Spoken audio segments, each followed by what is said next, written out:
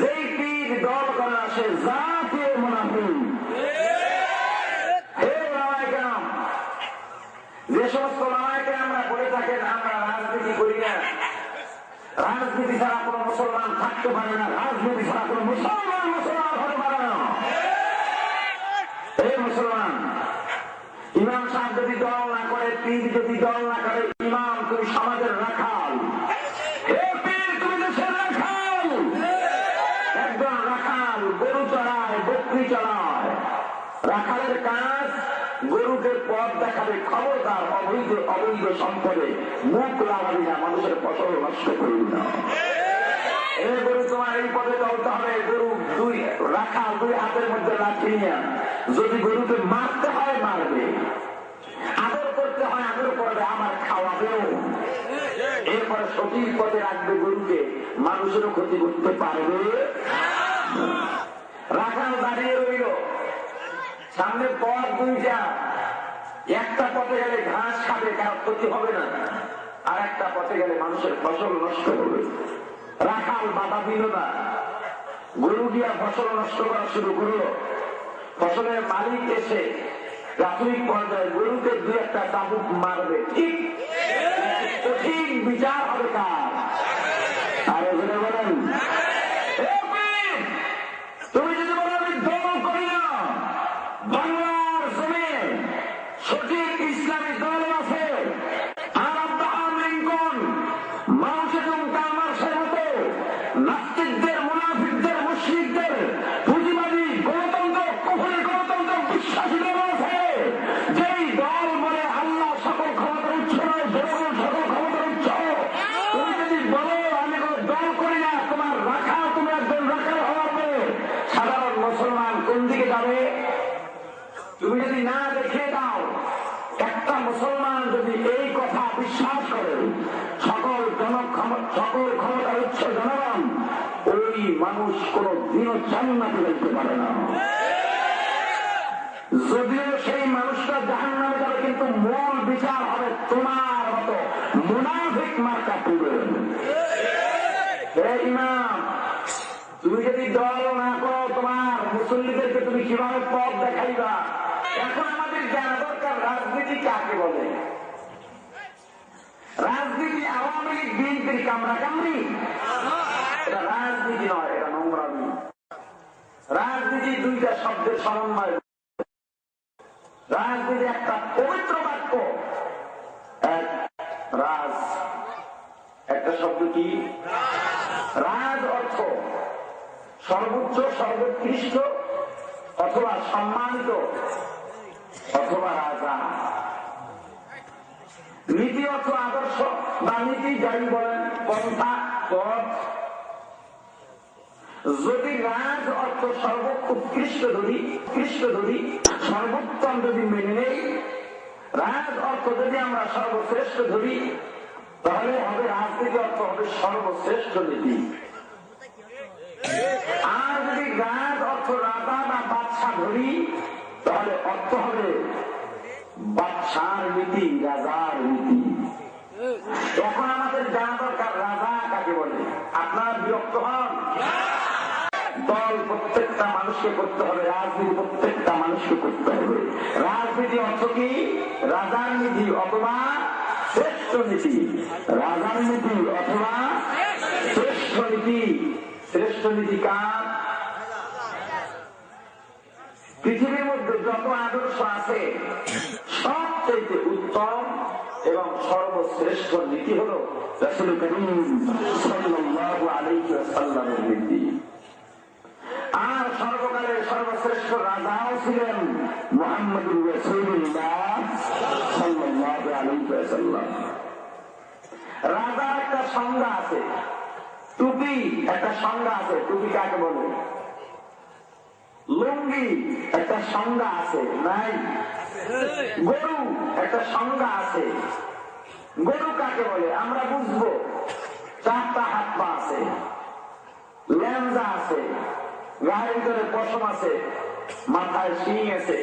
হাতি বড় বড় কুলার মতো দুইটা কান আছে, মূলার মতো দুইটা দাঁত আছে, পা গুলো খাম্বার মতো এরকম মোটা, পেটটা অনেক বড়, সংজ্ঞা নাই? রাজা কাকে বলে? রাজা তাকেই বলে যে হবে দেশের সমাজের সর্বোত্তম নীতিওয়ালা শ্রেষ্ঠ আদর্শবান মানুষ, তাকেই রাজা বলব। বিশ্বের মধ্যে যারাই রাজা হয়ে আছে তাদের কয়জনের মধ্যে রাজার গুণ আছে আমরা সবাই তা ভালো করে জানি, কিন্তু জোর করে কেউ যদি গুণ না থাকা সত্ত্বেও রাজা বলে দাবি করে, আমাদের কি করার আছে? মুসলমানের একটা গুণ আছে, কয়জনের মধ্যে মুসলমানিত্ব আছে, কিন্তু মুসলমান তো দাবি করি, দাবি করলে আর কি করার আছে? বিশ্বের ভিতরে যত রাজা আছে, কয়জন রাজার গুণ আছে? সব চোরের গুণ আর দুর্নীতির গুণ। সর্বশ্রেষ্ঠ সকল গুণে গুণান্বিত, সকল সর্বোত্তম গুণে গুণান্বিত সর্বকালের সর্বশ্রেষ্ঠ রাজা ছিলেন মুহাম্মদুর রাসূলুল্লাহ। এই রাসূলের নীতির নাম হলো রাজনীতি। হে ওলামায়ে কেরাম, আপনি যদি বলেন আমি রাজনীতি করি না, তার মানে আপনি প্রমাণ করলেন আমি রাসূলের আদর্শ মানি না। সর্বোত্তম সর্বশ্রেষ্ঠ নীতিকে রাজনীতি কেন বলা হয়? আমি যেই পথ দিয়ে আপনাদের কিশোরগঞ্জে আসলাম, ঢাকা থেকে যেই পথ দিয়ে, এই পথকে কি বলে? জোরে বলেন। কেন? যত পথ আছে এর মধ্যে এই পথ অনেক বড় পথ। হাঁসের মধ্যে যে হাঁস বড়, এই হাঁসকে কি হাঁস বলে? কেন? এই হাঁস বড়। শহরের মধ্যে সবচাইতে যে শহর গুরুত্বপূর্ণ বড়, তাকে কি বলা হয়? রাজধানী। কেন? এই শহর বড়। যারা বড় বড় ঘর বানায়, অট্টালিকা বানায়, মিস্ত্রির মধ্যে যারা অট্টালিকা বানায়, বড় ঘর বানায়, শক্ত মজবুত বাড়ি বানায়, তাদেরকে কি বলি? মুসলমান, একরূপ ভাবে সকল নীতির শ্রেষ্ঠ যেই নীতি, তার নামই হল রাজনীতি। এই রাজনীতি ছাড়া কোন মুসলমান থাকতেই পারে না। এবার রাসূলের নীতি যে শ্রেষ্ঠ নীতি, এটা কি চাপাবাজি করলে হবে নাকি প্রমাণ দরকার আছে? রাসূলের নীতি সর্বশ্রেষ্ঠ নীতি আল্লাহ রাব্বুল আলামিন ঘোষণা করেন, لقد كان لكم في رسول الله أسوة حسنة هم صراط مصطفى هم صراط مصطفى در تمامی حاليكون اتباع سنت خير البشر گیر لازم کامیابی ابصار। اے مسلمان، আল্লাহ রাব্বুল আলামিন দুনিয়ার মানুষকে ডেকে বলেন, এ বিশ্ববাসী মানব মণ্ডলী, তোমরা যদি আদর্শ মানতে চাও, আমি আল্লাহ রাব্বুল আলামিন, আমি আল্লাহ একটা আদর্শ মনোনীত করলাম, দুনিয়ার সর্বোৎকৃষ্ট আদর্শ, সর্বোত্তম আদর্শ। এই বিশ্ববাসী মানব মণ্ডলী, যদি আদর্শ মানতে চাও, আমি আল্লাহ মনোনীত করলাম আমার বন্ধু আমার রাসূলের আদর্শই সর্বোত্তম আদর্শ।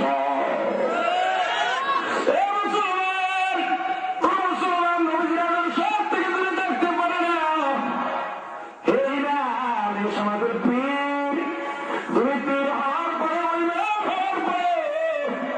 মাদ্রাসার শিক্ষক হওয়ার পরে যদি বলে আমি আদর্শ মানি না, রাজনীতি মানি না,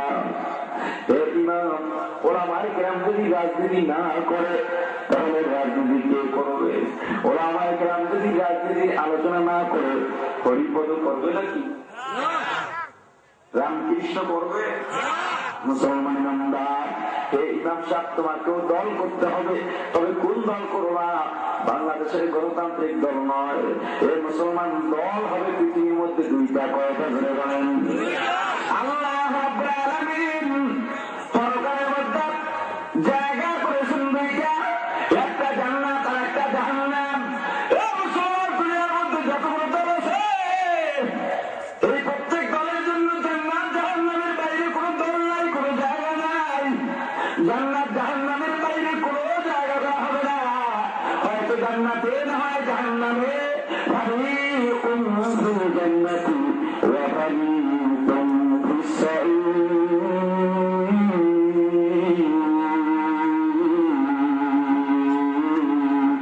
हकीकत से तो दुनिया बेखबर है, दुनिया की नुमाइश पर नजर है। नबी गुयाम के आज दुनिया जुदा बाश, बहर कार के बशिंदा खुदा बाश।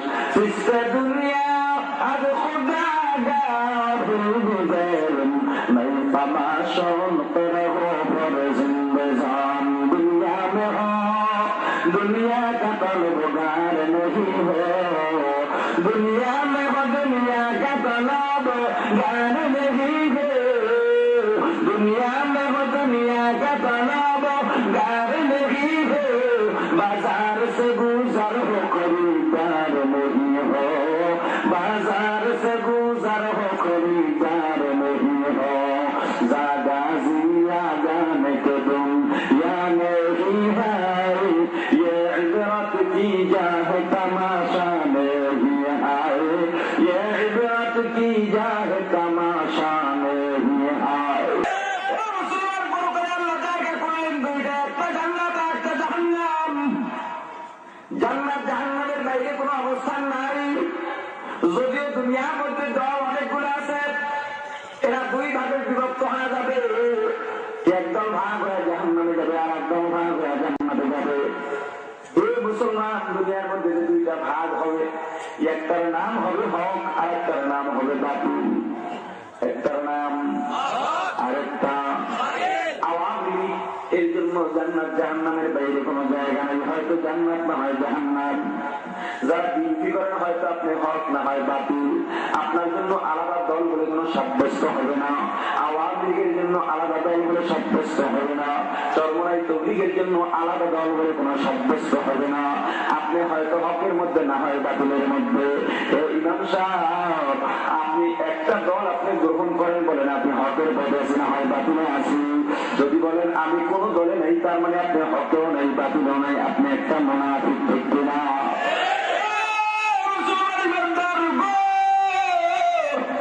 সামনে উপজেলা নির্বাচন, ঠিক কিনা?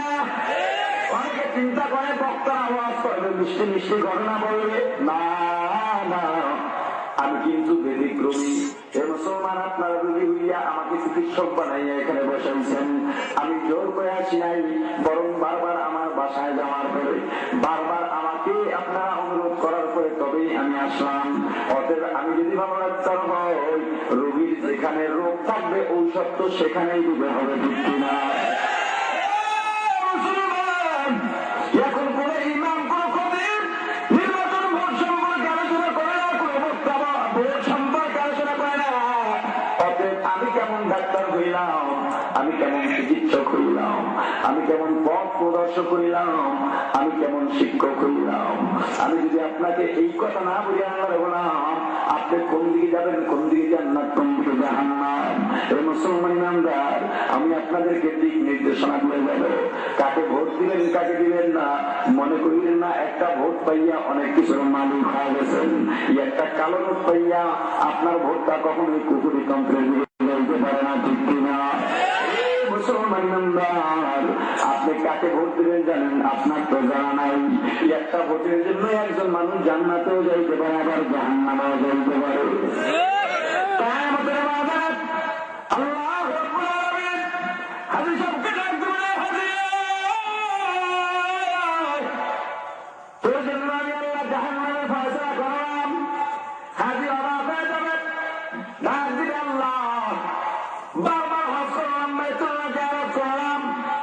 আল্লাহ তাহাজ্জুদ নামাজ বাদ দেই নাই, পর্দা করলাম, যাকাত দিলাম, তাসবিহ করলাম, জিকির করলাম, নফল নামাজ পড়লাম, দিন রাত তেলাওয়াত করলাম। আল্লাহ তুমি আমাকে জাহান্নামে কেন দিলে? আল্লাহ আল্লাহ ডাক দিয়া বলবেন, হাজিরি গম চুরি দেয় তোর জন্য জাহান্নাম। হাজি ডাক দিয়া বলবেন, আল্লাহ চুরি তো দূরের কথা, আমার বংশ বংশের মধ্যে কোন চুরির রেকর্ড নাই, গম চুরি তো দূরের কথা, আল্লাহ আমি চুরি করি নাই। আল্লাহ জিজ্ঞাসা করবেন, এ হাজি বল ভোট দিছি কি কারে? আল্লাহ চান্দু চেয়ারম্যান রে। আল্লাহ বলবেন, চান্দু চেয়ারম্যান রে, তুই যদি ভোট না দিতি চেয়ারম্যান হইতে পারতো না। তোর ভোট পাইয়া চান্দু চেয়ারম্যান হইয়া গরিবের চাউল ডাউল গম গ্রামের টিন বিস্কুট মেরে খেয়েছে। যা একটা ভাগ তোর মাথায় গেল, আগে জাহান্নামে যা।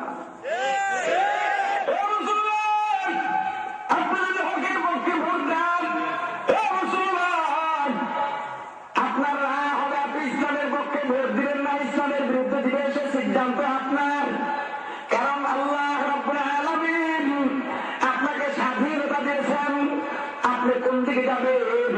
আল্লাহ রাব্বুল আলামিন 14টা কসম খায় বলেন, ফাআলহামাহা ফুজুরাহা ওয়া তাকওয়াহা। এই বিশ্ববাসী মানব মণ্ডলী, আল্লাহ রাব্বুল আলামিন 14টা কসম খায় বললেন, বান্দা ইচ্ছা শক্তি তোমাকে দিলাম, স্বাধীনতা দিলাম, ইচ্ছা করলে ন্যায় করতে পারো, ইচ্ছা করলে গুনাহ করতে পারো। তবে বান্দা তুমি যদি ইচ্ছা পাইয়া স্বাধীনতা পাইয়া গুনার কাজ করো, তোমার জন্য জাহান্নাম ঠিকানা। আর যদি স্বাধীনতা পাইয়া নেকের কাজ করো, আমি আল্লাহর রহমতে তোমাকে জান্নাতের মধ্যে ঢোকা দিব। মুসলমান ইমানদার, কি মনে করছেন আমরা কিছু বুঝি না? না না, আমরাও জানি ইসলামের পক্ষে ভোট দিলে ইসলাম ক্ষমতায় যাবে না, এটা আমরা বুঝি না এমন নয়। তুমিও যেমন মানুষ, আমিও তেমন মানুষ।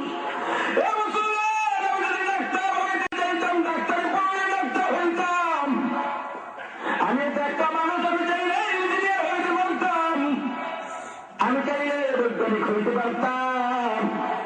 এই মুসলমান, তুমি বৈজ্ঞানিক হইয়াই মনে করিও না একজন চাষা কিছু বোঝে না,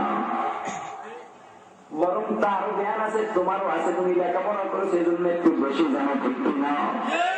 এই মুসলমান ইমানদার, আমি ভোটটা দিলাম, আমার নেতা পাস করতে পারবে না, তবুও কেন দিলাম জানো?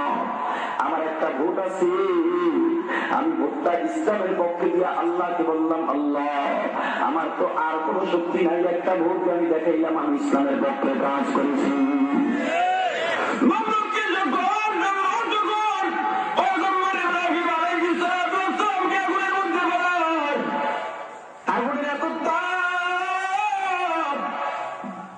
অনেক মাইল দূর থেকে যদি পাখি উড়ে যেত, আগুনের তাপে পাখির পাখা করে জমিয়ে পড়ে মরে যেত। ক্ষুদ্র একটা প্রাণী দেন যতদূর আসতে পারলো, ওই নমরুদের আগুনকে উপলক্ষ করে প্রসাদ করে দিল। নমরুদ তিরস্কারের ভাষায় বলে, এই নির্বজ, তোর মতো বোকা থাকতে পারে না, তোর এই সাধারণ প্রসাদে আমার এত আগুন নিবে, বরং দুনিয়ার সমস্ত পানি যদি এক জায়গায় করা হবে, আমার আগুন নিভানো সম্ভব নয়।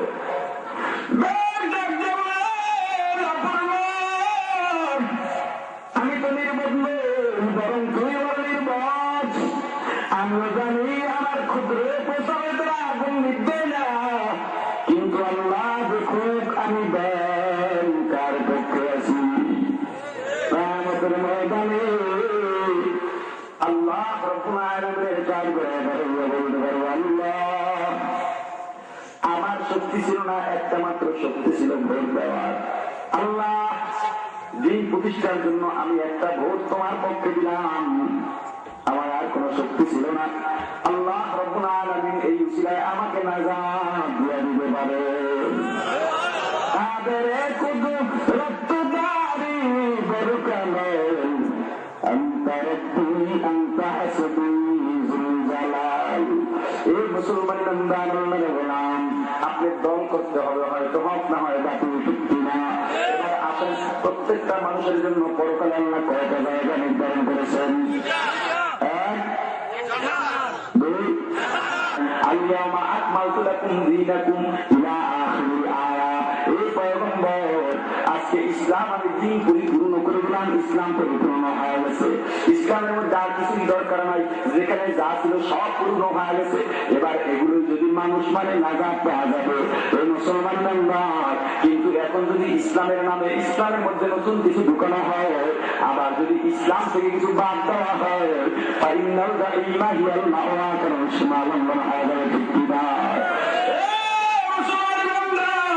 সময় যেহেতু কম, বেশি আলোচনা করা যাবে না, শুধু এতটুকু বলে যায় বর্তমান জামানায় বহু বন্ধুকে যারা ইসলামের নাম দিয়ে বন্ধন করে ঠিক না করে বলেন। বহু আলেমকেও দেখা যায় ইসলামের নাম দিয়ে বন্ধন করে ঠিক না। যেমন এই কয়েকটা দিন আগে সারা বাংলাদেশের মধ্যে একটা ঈদ উদযাপিত হয়ে গেছে, নাম হলো ঈদে মিলাদুন্নবী। কি জোরে বলেন? ঈদে মিলাদুন্নবী। এই ঈদ কই কইলা? আচ্ছা, যারা ঈদে মিলাদুন্নবী পালন করে তারা ঈদের নামাজ পড়ে ওই দিন ঈদের নামাজ পড়ে না। যে ঈদের নামাজ নাই সেটা কিসের ঈদ?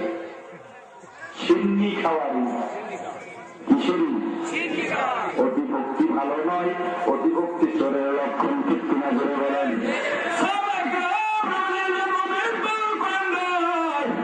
তুমি কত বড় দোয়া গেছে নবীজি নিজের জন্মদিনের জন্য কিভাবে জন্ম উদযাপন করেছেন। যেমন নবীজি সপ্তাহে সোমবারে রোজা রাখতেন দুইটা কারণে। এক নম্বরে নবীজি যেদিন দুনিয়ার মধ্যে এসেছেন সেদিন বার ছিল সোমবার, আর একটা কারণ যেদিন নবীজির কাছে প্রথম ওহি এসেছিল সেদিন বার ছিল সোমবার। তুমি যদি পালন করতে চাও শুধু রবিউল আউয়াল মাস নয়, পুরো বছরে সোমবারে রোজা রাখতে হবে ঠিক কিনা? এই কষ্টের মধ্যে নাই, পাও খাইতে চায় পাও, কষ্টের ইসলামে নাই, মিষ্টির ইসলামে আছে ঠিক কিনা? ইমাম সাহেব রমজান মাস ইফতার করলো, মাগরিবের নামাজ পড়লো, চিন্তা করলো 20 রাকাত তারাবি, বেতের এশা সহ 29 রাকাত নামাজ। অনেক কষ্টের ব্যাপার, সময়ের ব্যাপার, অনেক পরিশ্রম হয়, একটু বিশ্রাম নিয়ে আসি বাসায় যায়, মন আসলে পথে গিয়ে দেখে 3 জন এখন ইফতার খায়। ডাক দিল, ভাইয়া ওয়াক্ত বড় ছোট, তাড়াতাড়ি নামাজ পড়ে নাও, মাঝিদের ওয়াক্ত ছোট। হুজুর নামাজ পড়ি না। কয় নামাজ পড়ো না, এত কষ্ট করে রোজা রাখলে নামাজটা পড়বা না, এটা কেমন করে? হুজুর রোজা রাখি না। ইমাম সাহেবের মেজাজ গরম হয়ে গেছে, নামাজ পড়ো না, রোজা রাখো না, ইফতারি খাও কেন? আমাদের সমাজেও দেখবেন বহু মানুষ রোজা রাখে না, যখন ইফতারির সময় হয় দল বান্ধবী মিলে সব ইফতারি নিয়ে সামনে বসে। তাদের যন্ত্রণা ইফতার কিনতে পারে না। লক্ষ্য করে দেখবেন ওরা কিন্তু নামাজও পড়ে না, ওরা রোজাও রাখে না, ঠিক কিনা? উত্তর দিল, হুজুর বড় ভয়ে ভয়ে ইফতারি খেয়েছি। কিসের ভয়? কিয়ামত আল্লাহ রাব্বুল আলামিন যুদ্ধ করেন, রোজা রাখলি না, নামাজ পড়লি না, ইফতারি দাও কি খাইতে পারবি না। এই মুসলমানরা শুধু ফাও খাওয়ার দল বেশি ঠিক কিনা?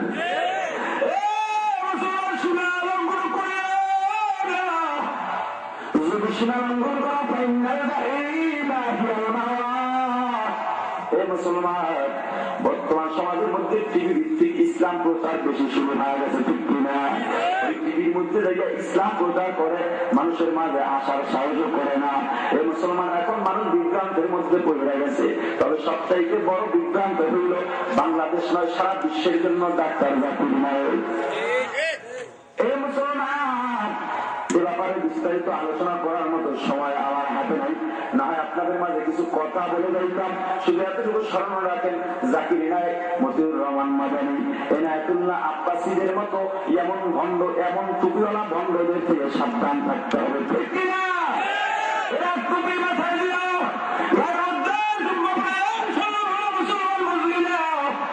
এরা ধোকা দেওয়ার জন্য শুধু খ্রিস্টানদের তালাশ বাংলার জন্য ঢুকেছে ঠিক কিনা? এই টুপি আর দাড়ি জুব্বা কিছুই নয়, এগুলো শুধু মাত্র একটা বাহানা। চোর যদি চিন্তা করে মসজিদের জুতা চুরি করবো, তখন চোরেও চায় মাথার মধ্যে একটা টুপি লাগায়, গায়ের মধ্যে জুব্বা লাগায়, কারণ ওখানে যদি চুরি করতে যাই তাদের সাথে মিলতে হবে। এরা অতটুক ভাবে চিন্তা করছে বাংলাদেশের মুসলমানেরা ইসলাম বলে ভালোবাসে। যদি এদেরকে আমরা ধোঁকা দিতে চাই তাহলে তাদের সুরাত আমাদের ধারণ করতে হবে। বড় আফসোস, বাংলাদেশের একজন বক্তা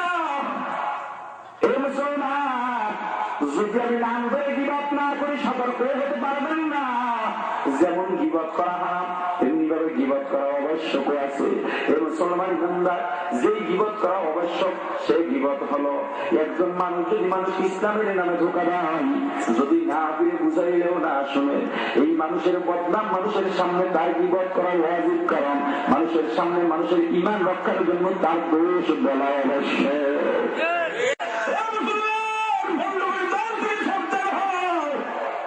এখন সারা বাংলার জমিনে দেখা যায় রাস্তায় রাস্তায় গেট সাজানো আছে না নাই, খালি উড়াস আর উড়াস।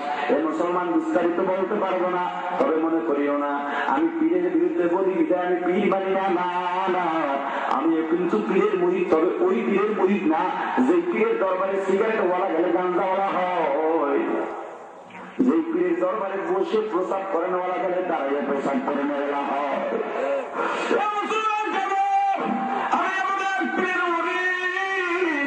আমি আমার পীরের দরবারে যাই, যে পীরের দরবারে নামাজি গেলে নামাজি হয়, যে পর্দা গেলে পর্দাওয়ালা হয়, যেই পীরের দরবারে হাজার হাজার চোর টাকা দিয়ে স্মরণের মানুষে পরিণত হয়েছে। এই মুসলমান ইমানদার, বাংলার জীবনে এমন পীর আছেন না নাই? জোরে বলেন, আরো জোরে বলেন, আছেন না নাই? এই মুসলমান, আমি কখনো নিরপেক্ষতা অবলম্বন করি না, কারণ আমি চোর নই, ডাকাত নই। যেহেতু আমি হক পথে আছি, গর্বের সাথেই বলি আমি চরমনাইয়ের মুরিদ, আমি চরমনাইতে যাই।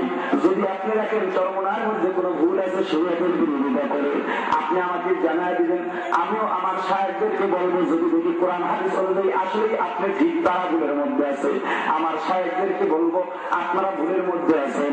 যদি বলার পরে সংশোধন না হয়, আল্লাহকে সাক্ষী রেখে বলে গেলাম, এই মুসলমান ওই দরবার থেকে এখানে অ্যাড্রেস করতে আসি নাই, আমি আল্লাহকে সাক্ষী রেখে বললাম, আপনাদেরকে সাক্ষী রেখে বললাম, আমিও আর কোনোদিন চরমনাই পেয়ে যাব না।